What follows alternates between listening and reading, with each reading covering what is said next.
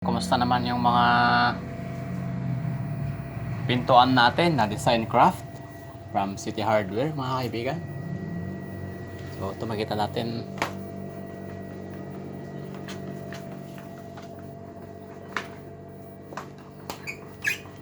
yung hirap ng buksan. Nasayang lang ang paglalagay ng smart door lock. Tsaka yung history kasi nito, lalo ngayon tag-ulan, pero hindi naman siya nababasa. May bubong naman. May bubong naman dyan. Yung history kasi nito, nag-expand yung wood nito. Hindi ko alam kung anong klaseng wood nito kasi makita natin, no? Napakalambot. At dahil nag-expand ito sa taas at nakatama na sa hamba, hindi na mabuksan, no? Pati sa baba, nag-expand din sa baba. Kita natin, oh. Yan, oh. Wow. Dahil yung cut niya, no? Nag-expand na siya.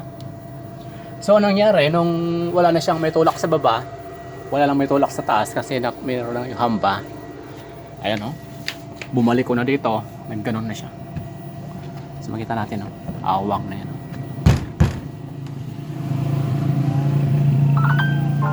Well, di ko alam kung buhay pa yung kahoy nito. Baka mamaya, tubuan yan ng ugat, tubuan ng sanga, at tubuan ng dahon kasi parang buhay pa siya, nag-expand.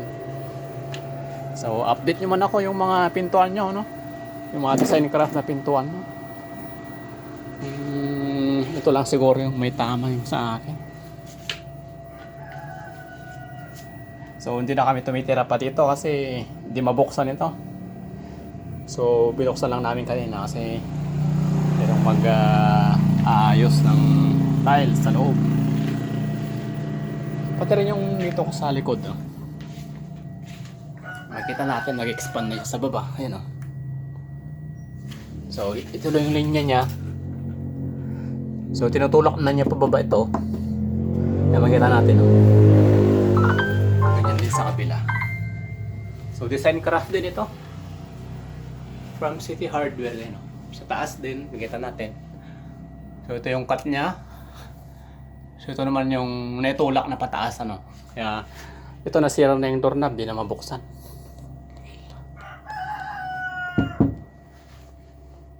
Kahit na anong tulak, kahit na hindi na siya nakalak. Ayan, problematic tayo ngayon. So share nyo naman yung mga design craft nyo dyan kung kumusta naman sila. Alright, thank you.